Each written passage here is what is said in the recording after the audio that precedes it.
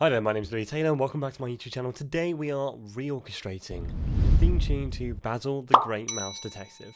If you don't know this film, it's a classic Disney film from quite a long time ago, I think the 80s or 70s, and the score is by Henry Mancini.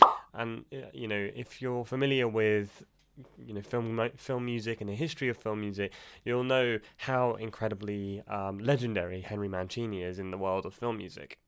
Very well idolized, and just generally, in my opinion, a fantastic composer, a genius. And I think that Basil the Great Mouse Detective's score is no exception to this, which is why I want to reorchestrate it. So let's dive in and have a little look at what's going on here in the original score, which, by the way, I've transcribed by ear. I did that live in a previous video, so you can go and check that out. I'll leave it up here. And basically, I'll show you what's going on in the original orchestration, and then we will move on to reorchestrating it. So you can see a little bit about how you can use one theme and completely change it and vary it using the same instrument but in a completely different way. So let's start off by listening to what I've got here for the original theme that I've transcribed in Dorico. So let's listen to that.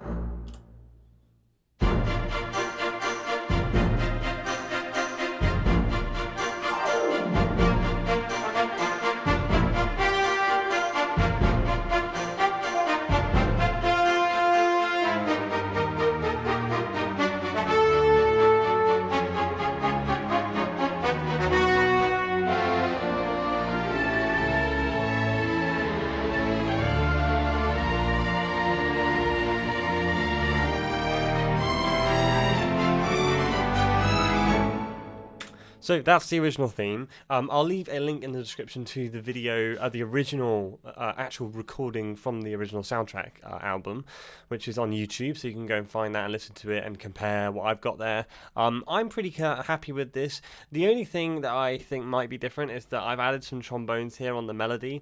I think he's probably just using horns, but for some reason the horns in Note Performer are kind of rubbish for melodies. Even when you have 4 of them, they kind of just sound a bit weak. Trombones, on the other hand, are completely the opposite, so adding them together sounds more accurate to what his recording sounds like, but probably just horns. But there's nothing wrong with doubling like this. It's just going to blow your ears out, but that's fine by me, and to get some more impact, so nothing wrong with that. Also, originally, actually, some of them are already like this. I've got these sort of little Akiakachura things going on here, and I've left a couple in by accident here. So let me just show you that real quick.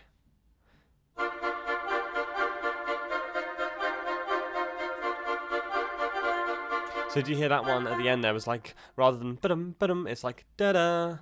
So it's not really, I can't really seem to get it to play back that fast. So just for the sake of playback, I've notated it at the rhythm that I actually want. But again, in a real score, you can pretty much guarantee that this little Akiakachura is going to be played back like ba-dum, ba-dum, so that's probably how it would have been notated. And obviously we've got this really, really interesting string thing going on here with the violins. I think, from what I can tell, it's doubled, but it could just be one line. Not really sure, but yeah, and I've tried my best to fill out the chords with what I felt sounded the warmest, which is what he's kind of got there: horns, some winds. Don't think he had a whole lot else going on really in this bit. It moves on. There's a whole rest of the section goes slower, but I just wanted to get this bit so that we can kind of use this as a basis and move on to the orchestration. So anyway, let's move on to the first reorchestration. So I've done half of it already, and I've been inspired by a piece from the Superman soundtrack, which I will also link in the description, just in terms of what the woodwinds are doing with this kind of pattern we've got up here. And I've doubled the harmonic pacing. Well, I kind of have. Basically, I've just doubled the duration of every note. So instead of it being, instead of the melody coming in after 3 bars here, it comes in after 6. Just because I felt that in this particular context, it works a bit better. So when I say reorchestration, I kind of mean generally a rearrangement as well. It doesn't really matter what you call it at the end of the day. I'm using a different orchestration for sure, but I am also varying the actual music itself. This is very much a variation on the theme.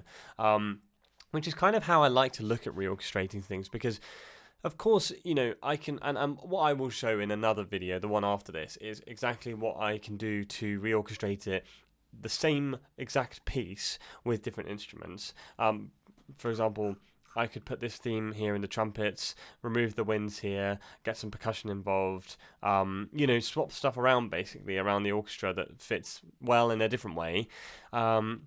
But I just wanted to try a little variation as well. So I'll show you what I've got so far, and then I'm going to continue on camera by reorchestrating the rest of it.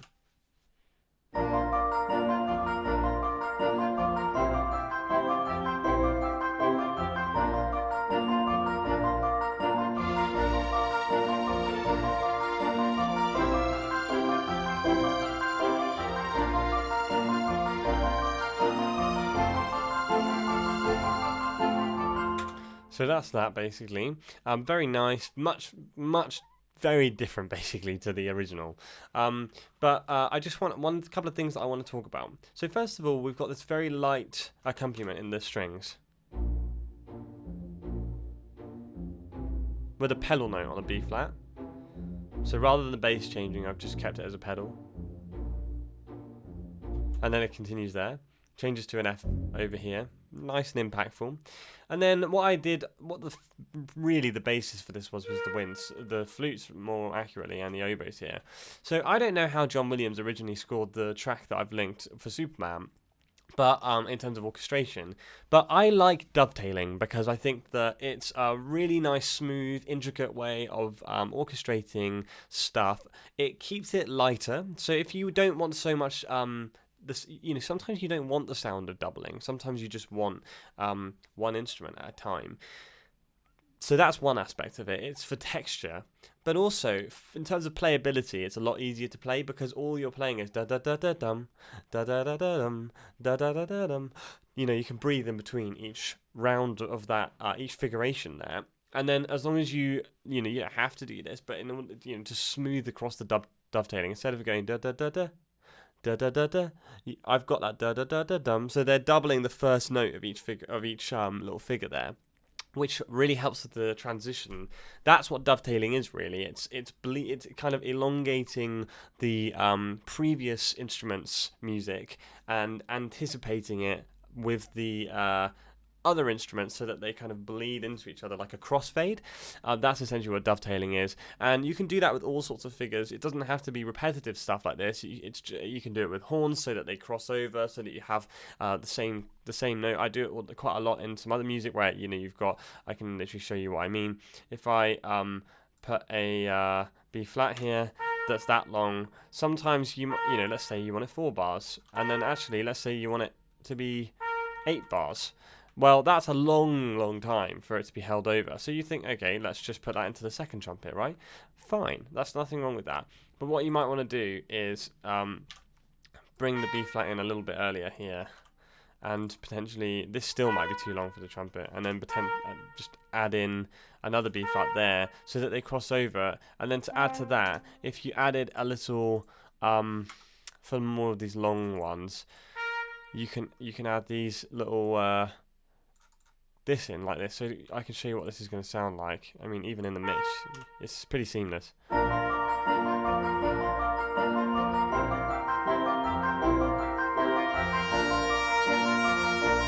only problem is that I've got no dynamic marking there, so if I wanted to make it so that it was a bit quieter, if I get PP here, you know, just to be really specific, I think it's good to be very specific. If I want it to be a piano melody, dynamic here, and I put PP here, this will sound a lot more seamless. So I'm just going to come in here so you can see that. See, there's no way you can tell that that's happening, and if I just play it here as well, that's pretty much how it would sound in real life as well, to be honest, you know, just having that carry across. I kind of like the pedal, but I'm going to get rid of it for now, just so that we can move back onto what's actually happening. So once we've got this basic figuration in the flute,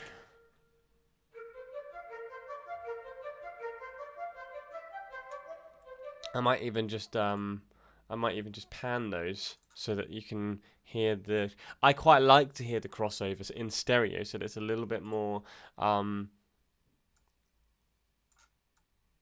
So just so that it's a little bit more intricate, really, and I'm going to do the same with the oboe, but I'm going to pan them a little bit less. This is not orchestrating, this is just mixing now, but I just for the sake of clarity, I'm going to show you this. Recommend headphones to hear this properly. So now you can really get the sense that there's two instruments, but it's one combined sound. And then when you add the oboe in, which is doing the same thing with harmony. But what you might actually want to do from a mixing standpoint is actually take the oboe and, whoops, I've done the piccolo by accident there. But if you take the first oboe and you pan it right, and then the second oboe and you pan it left, then what happens is you always have one in each ear. So you hear it's kind of going like that. So that's really cool. I like that. So now, with this pizzicato stuff going on down there, I've just left it in there because I've copy and pasted it on the bass clarinet here. But essentially, I'm doubling of it. So I might just add some pizzicato, actually. Some staccato to that bass clarinet. Horns, essentially doubling the chords there, except that I've actually filled out the chord as a triad. Same thing with the tuba, doubling the double bass, classic doubling there. And then what I thought would be really cool is if we added some percussion to double stuff. So we've got the piano and the celeste doubling the flute and the oboe. So what's interesting about that is that instead of having the celeste doing exactly what the flute's doing and the keyboard doing exactly what the oboe's doing, there's no need for that because they can play essentially infinitely the same notes. There's no need for them to take a breath, obviously, because they're just using their hands. It might become tiresome, but it's realistically very easy. So, and any professional orchestral player that plays a keyboard instrument would be easy to do. They'd probably be laughing because of how easy this is, realistically, compared to a lot of stuff. There's no chords either, really. It's just playing two notes at a time in each hand, so it's very easy. And what you've got here is the harmony from the oboe in the bottom and the flute line in the top, so the right hand, and the same in the celeste. So the celeste and the piano are actually doubling each other, but they're not doubling the sets of wind instruments, so if that makes sense. Together they are, but separately they're not. So that's kind of a nice way of spacing things out and varying the orchestration a little bit. And when we look at the harp here, so I just wanted to add in some more texture for this light, plucky feel that we've got. Bum, bum, bum. And I thought, rather than just having harp, I really love harp harmonics, and they do come across quite well in Note Performer.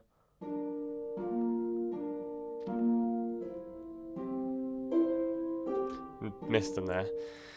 So I can just add those in like that. And then I thought, well, if we're doing that, we may as well add some glockenspiel. So that's that. And then I obviously added the melody in with the strings. So now that you've understood that analysis of this, and by the way, if you've got any questions, please do leave a comment below. But let's just listen to it one more time before we move on with the next section.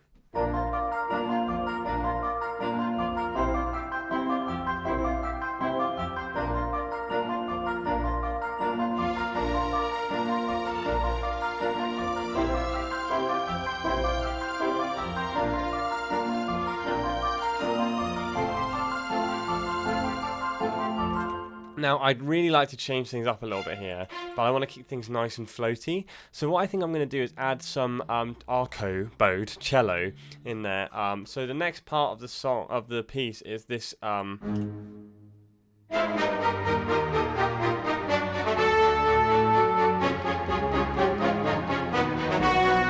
we just need to add that in with the melody. And so, right, so let's first of all focus on the bass line here. So we've got, I'm just going to copy that straight across. Actually, I'm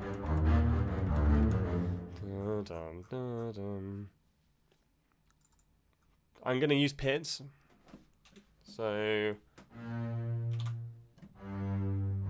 I think dum dum. Yeah, so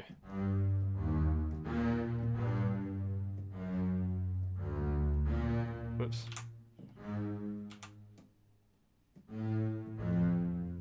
Sorry. Dum dum. Let's see.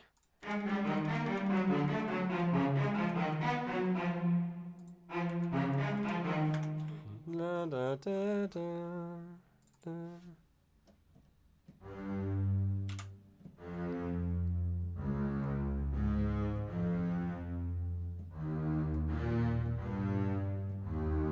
So that's that. Oh, bother. It's added it in as a... So, let me just try that again. So,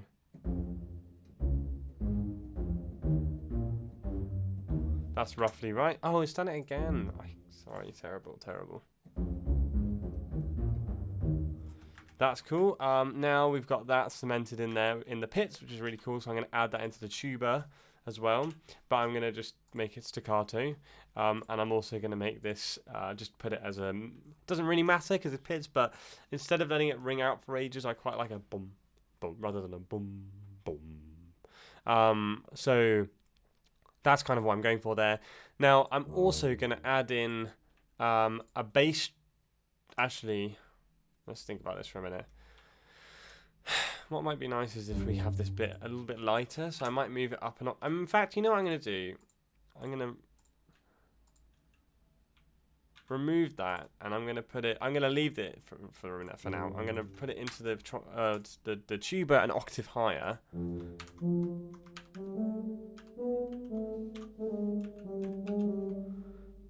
Dum dum dum. So that's fine. I'm also going to add it into the bassoon at that rate. Doubled. And the bass clarinet. So that's a nice...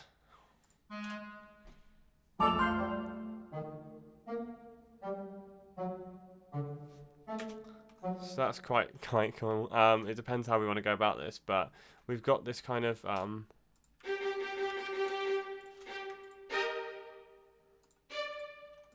So what I might have is like a more of an undulating, almost floaty, rivery type feel. I think something like this. Let's see.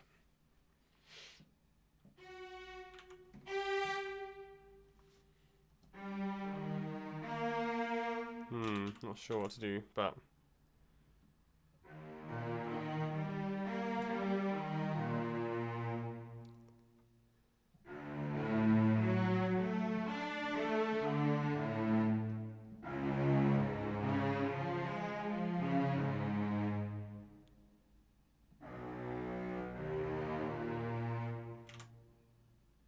Obviously can't go down to that B.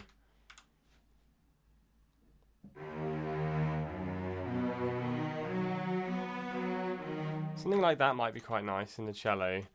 So... Not pits though, I'm going to make it arco. So I'm just adding in some bowings here to keep it nice and smooth.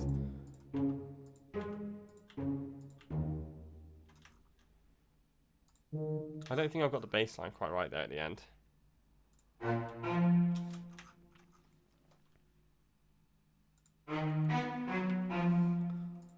Dun, dun, dun, dun.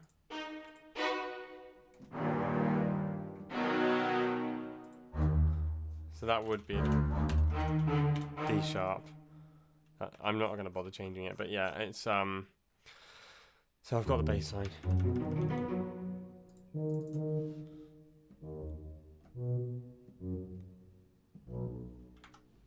Oh, not again. So that's quite nice. I'm going to put that up the octave, make it that, and then add it into these as well. Got it a little bit wrong there. So we've got this kind of, let's put the arco in. Whoops, wrong one. Arco.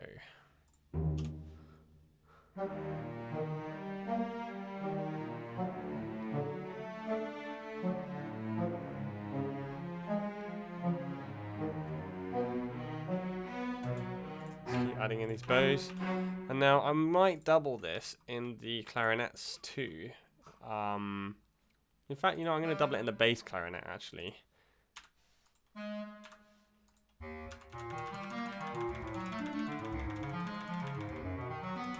That sounds cool. Now, what have we got here? So most of it's just accompaniment now, so I'm just going to add in the melody, but I'm trying to think about what melody we want. What instruments we want, sorry. Maybe like a solo trumpet would be cool there.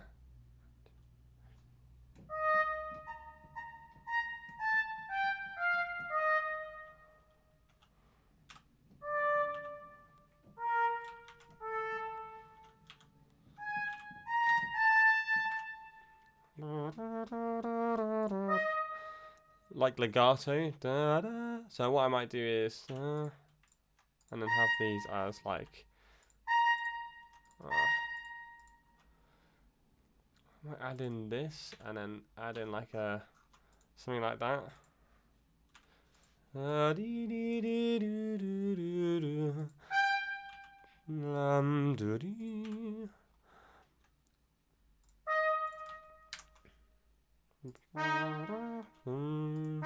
Let's think about this for a minute.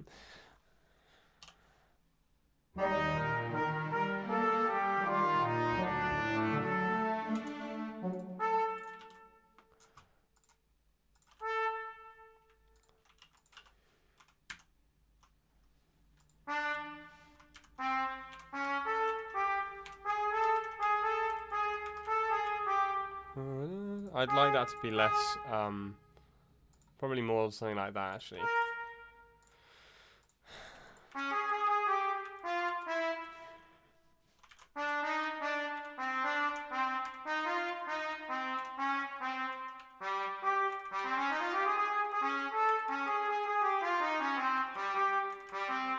I'm not sure that's quite right. I think it goes a bit weird at the end there. Dun, da, da. Da, da, da.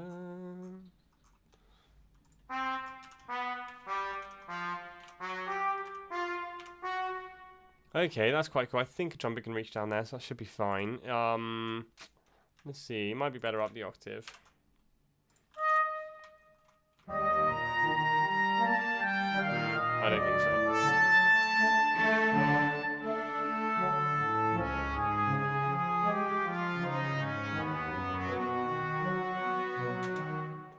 So what I might add is some sort of I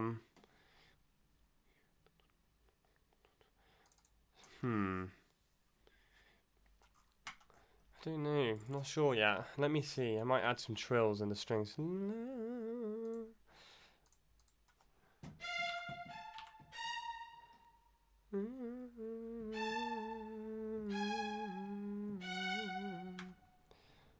then that a third down, so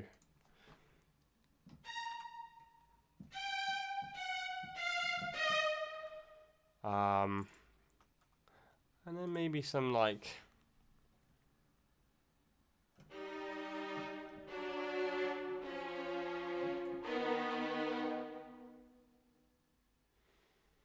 something like that. Oh.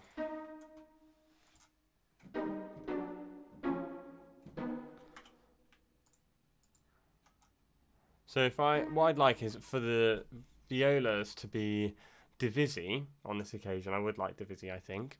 And then also tremolo, because I think that's a really nice little texture. So let's just add in some tremolos. I think 2 is... I'll put 3 for safety. And then if we add trills to these, I think they're pretty much all going to be a bit wrong. So let's just add in the trills. You know what, I'm going to keep it like this.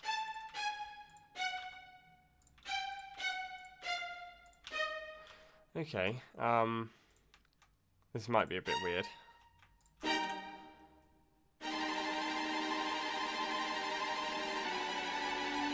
So yeah, obviously as imagined they're a bit...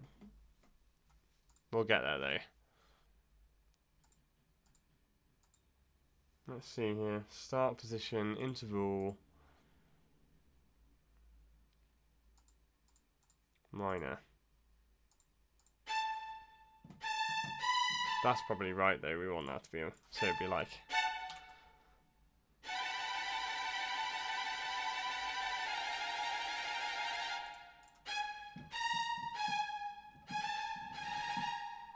And then I'm not sure about this one. This one's probably minor as well. Is that right? Let's just play it with.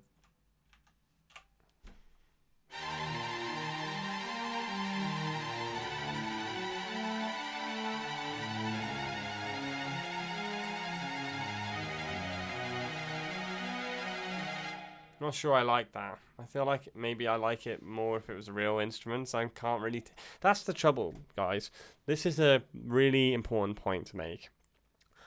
I'm struggling to work out whether I actually want that to be a thing in the orchestration here, because I don't know if it's going to sound a bit crap, basically, because it sounds a bit crap on the recording, on the fake instruments on here. But with real strings, would it sound better or not? That's what I'm trying to work out. Because it's all sound in terms of harmony. There's nothing necessarily wrong with it. See what, I'm gonna put a pin in that for now. I'm gonna come back to that. Maybe I'll just remove it for now. Okay, I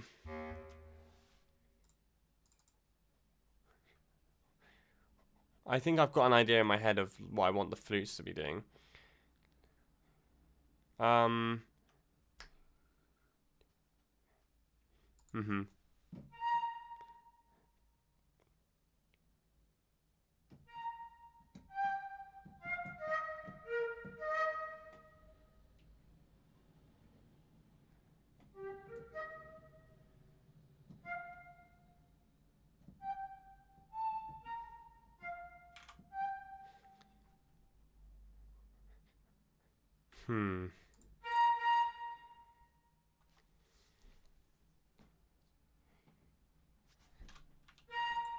think it might be like this, actually.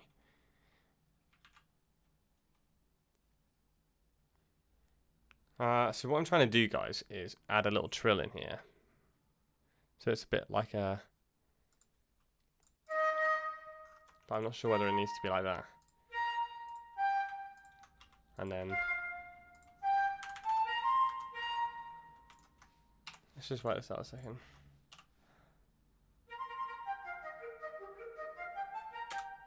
That's pretty much what I want.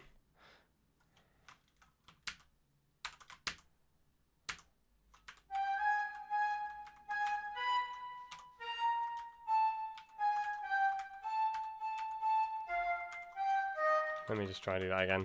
So this one would be...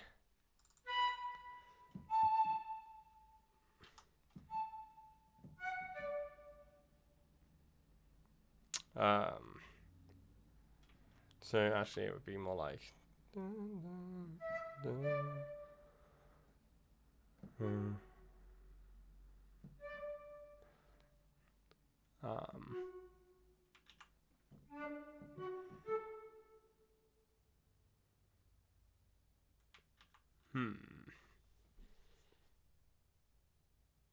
Actually, what it would be like is this.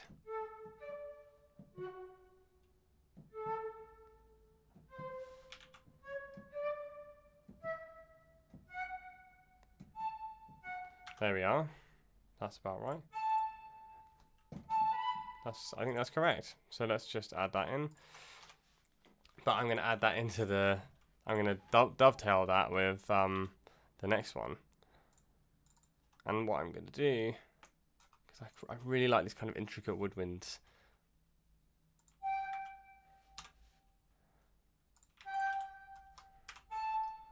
So it would sound like this, basically.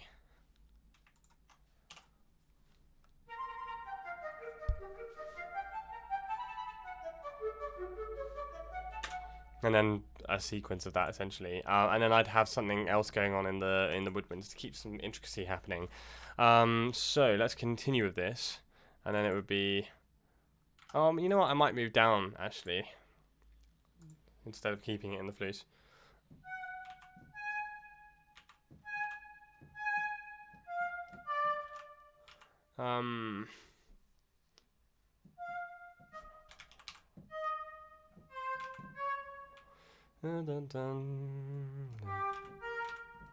Wait, oh yeah.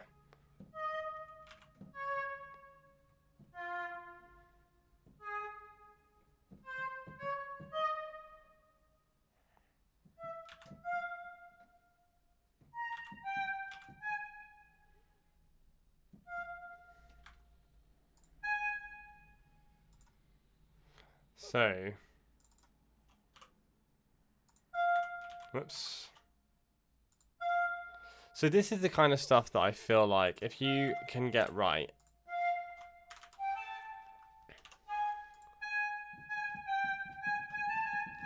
that is definitely not a minor. So we want that to be a major. Wait a minute. No, we do want major there. So what I'm saying is yeah. So yeah, if you can get this stuff right, guys, what you end up with is something very, very intricate, and I think it's actually quite well received usually.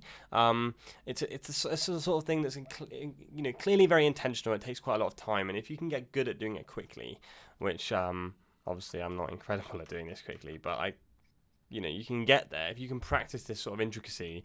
I think it can be really, really useful, and it's a really nice stylistic approach to orchestration that's a little bit more unique than what a lot of people out there tend to do with this kind of stuff. They tend to go really big and epic and stuff like that. I think having a little bit more intricacy and a little bit more simplicity as well in terms of the not necessarily in the music itself, but the dynamics. It can, bringing things down a little bit can help, I think. So, and then we've got the last one, which I'm actually going to put back in the flute, but I'm going to change some of this in a minute. So what am I doing here?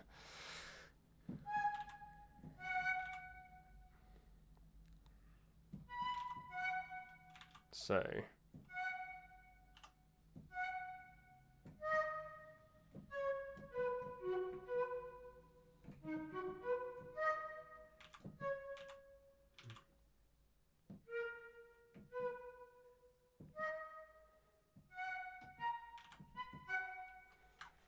that's about right. And then we add the trilling again. So is that right? Yep, that's okay. It's sharp trill. You know what you could do to make things even more intricate, actually? Something like this. Hold on, bear with me. If we put this in here, so you dovetail each individual bit throughout each section. So if I then put this in the clarinet, say, and then, I mean, that's actually in the cor anglais at the moment. And then do the same thing. This is starting to look a little bit better now with the oboe. And then with the last one, we can have it throughout, well, maybe all three. So,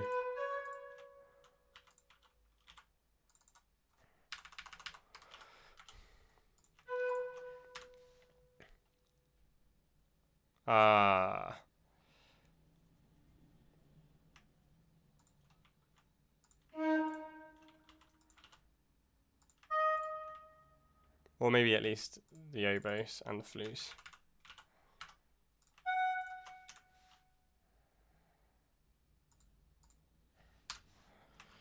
So that's a little bit more intricate now. So then what we can do is add in some other stuff. So if I just play all the winds together, it sounds like this.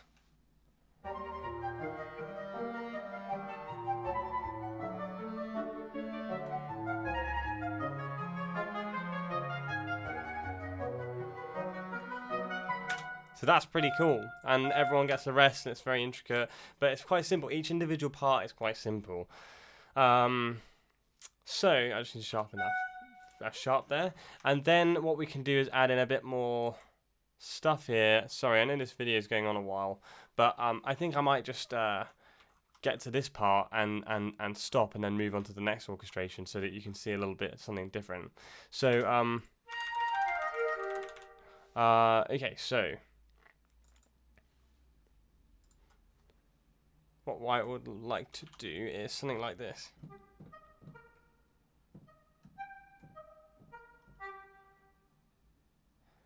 And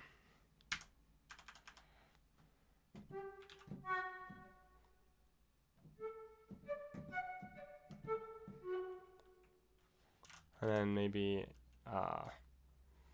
in the clarinet here.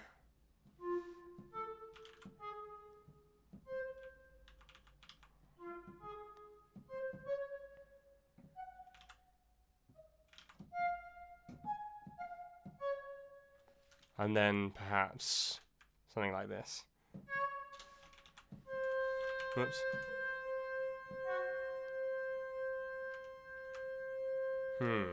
Da, da, da.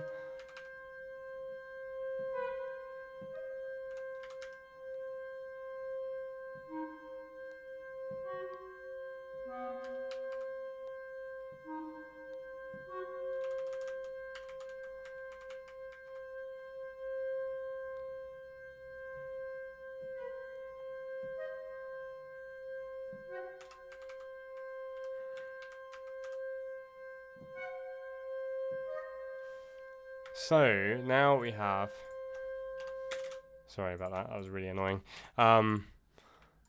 It's something like this, but I'm gonna make all of these quavers so people, I really want them to feel really clipped, and I think it looks a bit cooler on the staff, to be honest. A bit more inspiring. But here's the caveat: I'm gonna move it down throughout different instruments here. In fact, I'm gonna put this one in. Yeah, I will leave it there actually, and then same with these. Make them quavers. I'm going to move this one down into the second flute. Make these quavers, staccato them, move that down into the second oboe. So now we have something very intricate happening. And you can add even more to this. You can keep going.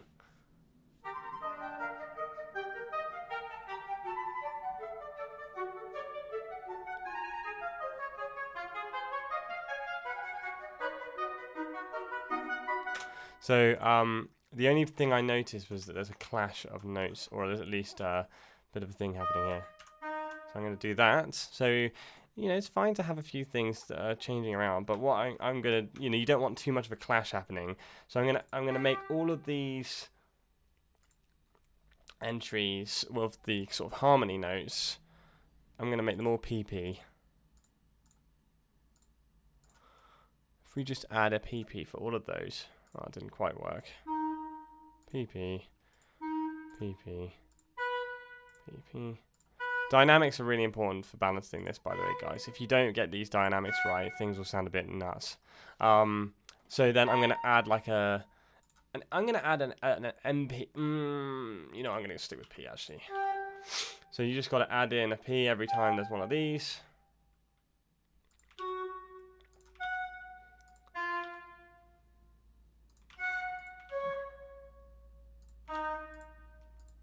So now there's all these dynamics so people know exactly what to play. I'm going to add a P for those, MP for the main melody, and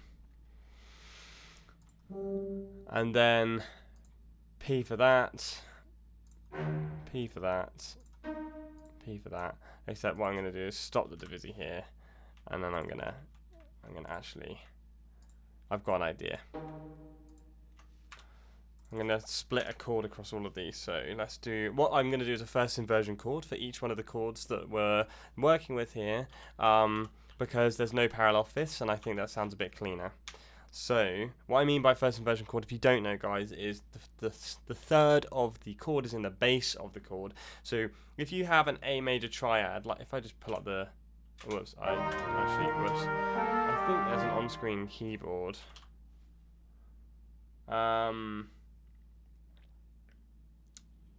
View. Let's see here.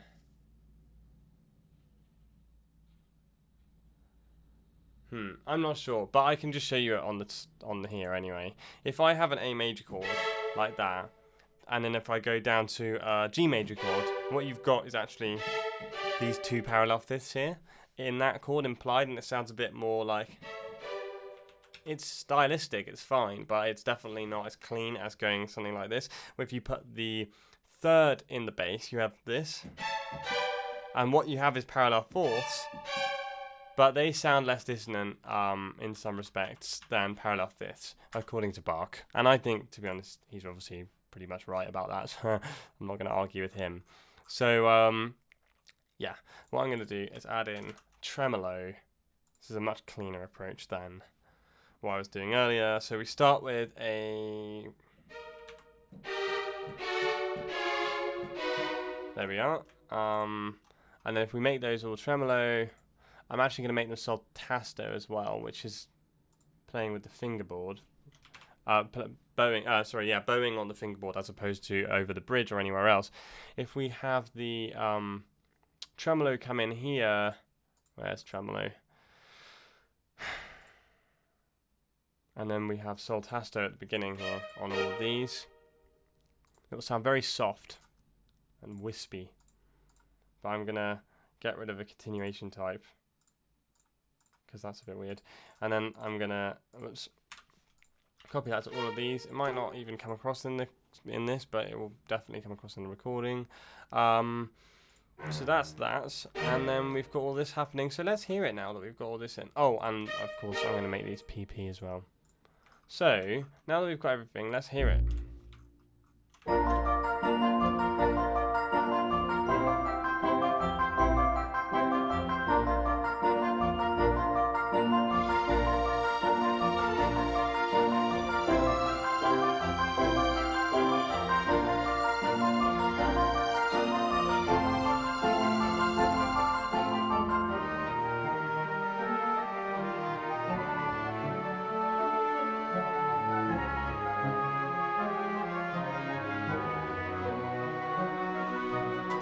So it's a lot more sort of inquisitive and, you know, fun and playful.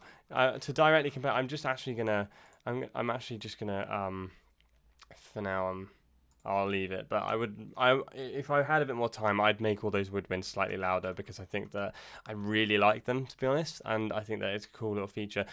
One more thing I've just thought of actually is adding in a little something to transition through to the next phrase. So if we've got, you know, something like that, basically.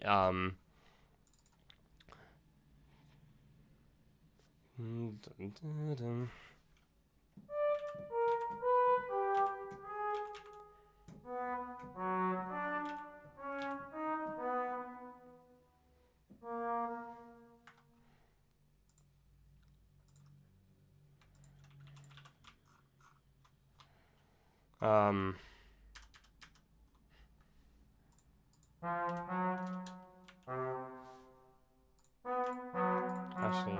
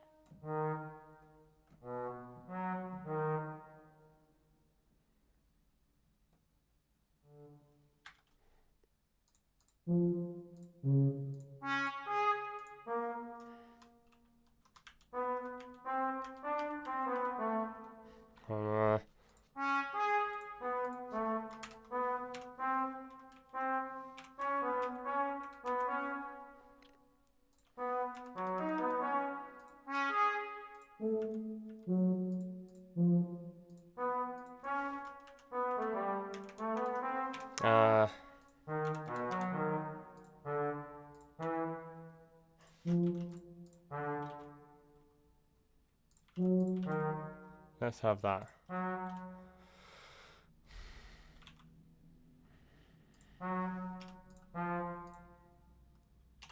And if we have that as like a P, like a sort of something like that would be probably nice. And then I'm just going to do that. So that would sound like this on its own.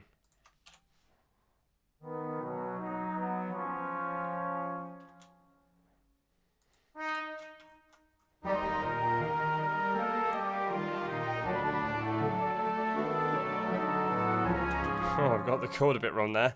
Hold on a minute. What the hell? Oh.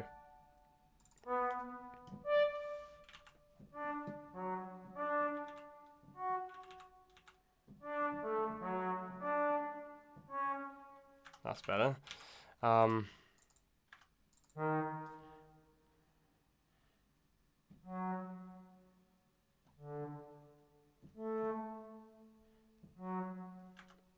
That should be a bit nicer.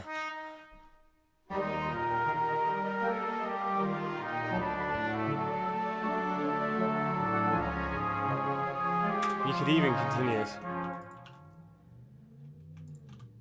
So it's like that.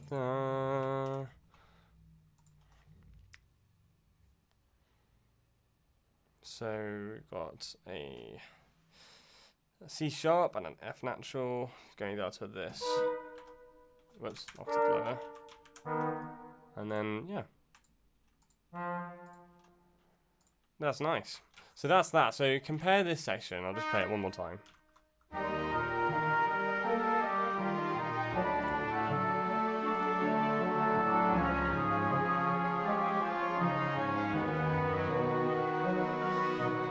You could add even more. You could add percussion, like every time that every time there's one of these melodies, you can add it into the glockenspiel. You can add, like, maybe get rid of the trill. Add that one into the celeste, let's say. Maybe an octave higher. Doubling these is going to be a nice way of sort of put that one an octave lower. A nice way of sort of adding some even more texture, basically. With this one, I might add it to the harp, like that. Excuse the harp pedaling. I'm just gonna quickly write some harp pedaling in there. I'm annoyed at Dorico because it's not coming up with the pedaling markers anymore, but it should come up with what pedals to press down there. I need to try and fix that. But and then we add in this one. I'm being pretty scrappy with this. I'm not dovetailing all of this, but you get the point. You get the point. This one in the celeste again, and maybe in the harp too. But it's less an octave higher. If we reduce that into the glockenspiel, where's the paste? Reduce. Up an octave again, get rid of the trill. Reduce that, put it in the piano. Up an octave, down an octave. So now you end up with this.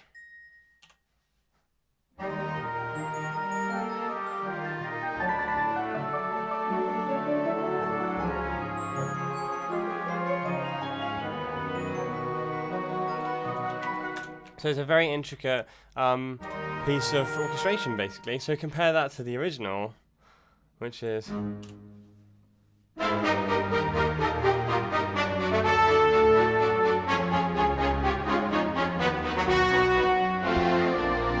that's obviously like a main theme, clearly, and it's epic and action-packed. But this one could be anything. They could be discovering stuff. They could be talking about a little investigation. They could be riding down a river. There's lots of different purposes for this sort of music. But as you can see, it's incredibly different. It's a re-orchestration. It's a variation. It's a rearrangement. Call it what you will. But that's that, basically. Now, I'm not going to bother continuing with the rest because this video has been very long. And I like to keep these unedited so you see the whole process. But let me know what you thought in the comments down below. You've got an idea for how long it takes to do this kind of stuff, but also I'm explaining what I'm doing whilst I'm doing it, which can often take twice as long as just sitting down and doing it. So don't be daunted by the time this is taken. And the more you practice, the faster you get. So, and the better you get at understanding what the music's doing, what the instruments can do, what they're capable of, you know what I mean, what the feel is. So let me know in the comments what you think. Please subscribe, please hit like. Ding that notification bell, and thanks so much for staying till the end because, it means a lot. So I'll see you next time. Bye for now.